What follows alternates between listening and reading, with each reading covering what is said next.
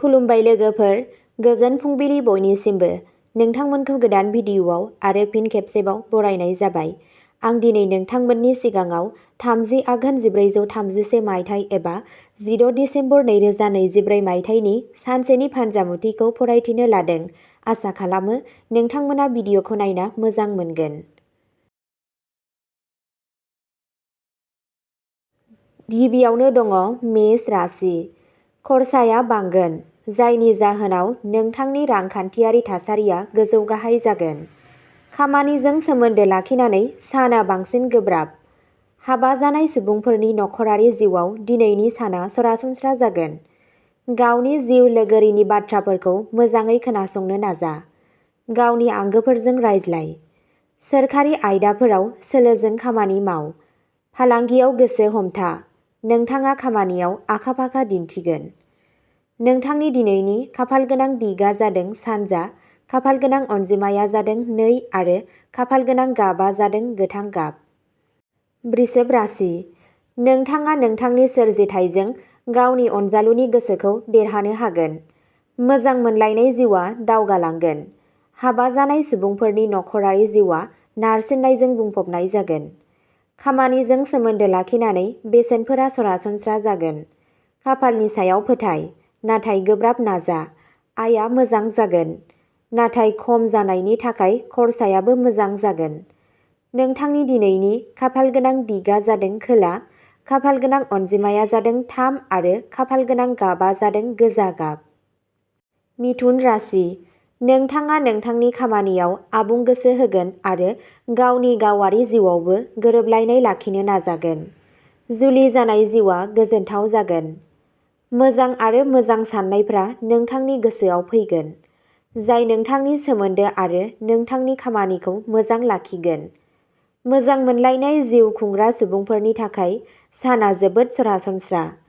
नोंथाङा मोजां रां आर्जिनो हायो जुदि नोंथाङा दोरोङारि महरै रां थिसनो।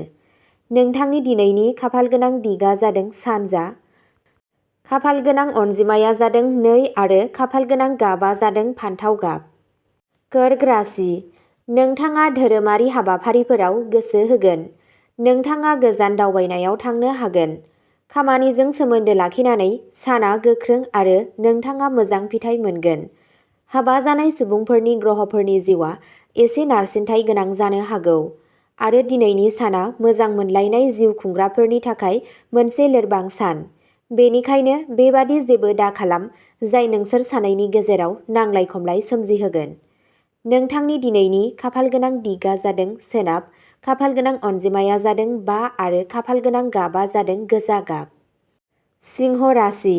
नारसिनथाया गोसोआरि महरै जोबोद बांद्राय जानो हागौ, बेनिखायनो बेनिफ्राय ओंखारबोनो नाजा। खामानिजों सोमोन्दो लाखिनानै साना मोजां। खाफालआ देरहागोन। नोंथाङा माबा मोनसे गोदान हाबायाव आखाइ होनो साननो हागौ। गुबै सम्फथिजों सोमोन्दो थानाय आयदाफोराव मुलाम्फा जागोन। हाबा जानाय सुबुंफोरहा मोनसे मोजां नखरारि जिउ थागोन आरो गुबुनफोरनि फारसे गोसो बोहोनाया बांगोन। हुदाफोरा सोलायगोन। गेलेनायाव गोसो होगोन। नोंथांनि दिनैनि खाफालगोनां दिगा जादों सोनाब, खाफालगोनां अनजिमाया जादों 9 आरो खाफालगोनां गाबआ जादों गुफुर आरो गोमो। कन्या राशि। फालांगियाव मुलाम्फानि लामाया गेवगोन। हाबा जानाय सुबुंफोरनि थाखाय दिनैनि साना मोजां जागोन। मोजां मोनलायनाय जिउ खुंग्रा सुबुंफोरनि थाखाय दिनैनि साना मोनसे मोजां सान। नोंथाङा गावजों गाव फोथायगोन आरो नोंथाङा मोजां मोनलायनायाव गोमालांगोन। बेयो खामानियाव मोजां। नोंथाङा नोंथांनि खस्थ'जों रां रैखा खालामगोन। नोंथांनि दिनैनि खाफालगोनां दिगा जादों खोला, खाफालगोनां अनजिमाया जादों 5 आरो खाफालगोनां गाबआ जादों गोजा गाब। तुला राशि। हरखाब बांलांनाय खरसानि थाखाय नोंथाङा गोसोआरि नारसिनगोन। बे साना मोजां मोनलायनाय जिउ खुंग्रा सुबुंफोरनि थाखाय मोजां जागोन आरो नोंथाङा गावनो मोनसे गिदिर अनथोब होनो हागोन। हाबा जानाय सुबुंफोरनि जिउआव नारसिननाया बांनो हागौ। गावजों गाव फोथाय आरो रावखौबो गोरोन्थि फोरमान खालामनो दानाजा। खामानिजों सोमोन्दो लाखिनानै साना मोजां जागोन। नोंथांनि नाजानाया फिथाय होगोन। नोंथांनि दिनैनि खाफालगोनां दिगा जादों सानजा, खाफाल गोनां अनजिमाया जादों 2 आरो खाफाल गोनां गाबा जादों गोमो गाब। वृश्चिक राशि। मोजां मोनलायनाय जिउ खुंग्राफोरनि थाखाय साना गोजोनथाव जागोन। गावनि अनजालुखौ खुसि दोन। हाबा जानाय सुबुंफोरनि नखरारि जिउनिफ्राय नारसिननाया खारगोन आरो नोंनि जिउ लोगोरिया नोंथांनो गोबां खुसि होगोन। खामानिजों सोमोन्दो लाखिनानै नोंथांनि गोब्राब नाजानाया जाफुंसारगोन। गभर्नमेन्टनिफ्राय मुलाम्फा मोननो हायो। नोंथांनि सावस्रिया गोख्रों जागोन आरो नोंथाङा नोंथांनि बेरेखाफोरखौ फेजेनगोन। गोनांथार खामानिनि थाखाय दिनैनि साना मोजां। नोंथांनि दिनैनि खाफाल गोनां दिगा जादों खोला सानजा, खाफाल गोनां अनजिमाया जादों 3 आरो खाफाल गोनां गाबा जादों खमला गाब। धनु राशि। नोंथाङा गोसोआरि महरै गोख्रों जागोन, नाथाय माखासेफोरा थारैनो गोसोआरि जागोन। नोंथाङा नोंथांनि बिमानि फारसे मोजां मोननाय मोनगोन। खामानिजों सोमोन्दो लाखिनानै साना गोख्रों जागोन। खाफालनि गोहोनि थाखाय नोंथाङा खामानियाव जाफुंसार मोनगोन। हाबा जानाय सुबुंफोरनि नखरारि जिउआ गावजों गाव बुजिलायनायनि बिथायाव मोजां जागोन आरो मोजां मोनलायनाय जिउ खुंग्रा सुबुंफोरा गावसोरनि सोमोन्दोआव माबा मोनसे बाथ्राखौ लानानै नांज्लायनो हागौ।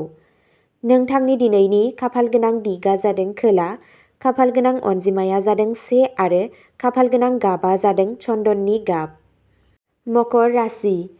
सानखौ दावबायनायाव बारहोनाय जागोन। नोंथाङा गोजाम लोगोफोरखौ लोगो हमनो खाबु मोनगोन। हाबा जानाय सुबुंफोरनि नखरारि जिउआ जौगानाय गाहायनि गेजेराव जागोन। दिनैनि साना मोजां मोनलायनाय जिउ खुंग्रा सुबुंफोरनि थाखाय मोनसे गोख्रों सान। नोंथाङा बे आयदायाव खामानि मावनो लुबैदों, जाफुंसारनायखौ दिनै बेयाव मोननो हायो। गुबै सम्पथिजों सोमोन्दो थानाय आयदाफोराबो नोंथांनि गोसोखौ बोनो हागोन। नोंथांनि दिनैनि खाफाल गोनां दिगा जादों सोनाब, खाफाल गोनां अनजिमाया जादों 5 आरो खाफाल गोनां गाबा जादों गोथां गाब। कुम्भ राशि। राङारि महरै साना मोजां जागोन, नाथाय थेवब्लाबो माखासे खरसाया नोंथांखौ दुखु होनो हागौ। हाबा जानाय सुबुंफोरा मोनसे मोजां हाबा जानाय जिउ मोनगोन। बिसोर गावजों गाव मोजाङै बुजिगोन। मोजां मोनलायनाय जिउ खुंग्रा सुबुंफोरनि सोमोन्दोआव गासैबो गोरोन्थि बुजिलायनायफोरखौ बोखारनाय जागोन आरो गावजों गाव मोजां मोननाया बांगोन। खामानिजों सोमोन्दो लाखिनानै साना एसे लोरबां, बेनिखायनो सांग्रां जा। नोंथांनि दिनैनि खाफाल गोनां दिगा जादों सोनाब, खाफाल गोनां अनजिमाया जादों 9 आरो खाफाल गोनां गाबा जादों गुफुर गाब। मीन राशि। नोंथाङा नोंथांनि खाथिनि सुबुंफोरजों माबा मोनसे जुनिया बाथ्रा रायज्लायगोन। हाबा जानाय सुबुंफोरनि नखरारि जिउआ जौगानाय गाहायजों बुंफबनाय जागोन।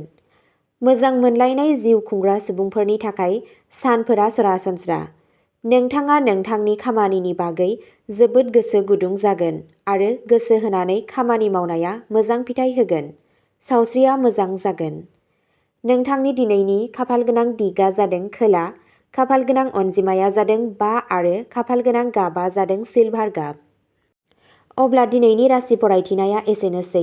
नोंथांमोनहा बेबादिनो सानफ्रोमबोनि फानजामुथिखौ मिथिनो थाखाय चेनेलखौ साबस्क्राइब खालामनानै लादो आरो भिडिअखौ नायनानै मोजां मोनदोंब्ला अन्नानै लाइक, शेयार आरो कमेन्टबो खालामनानै होलांब्लानो जाबाय। गोजोन्थों।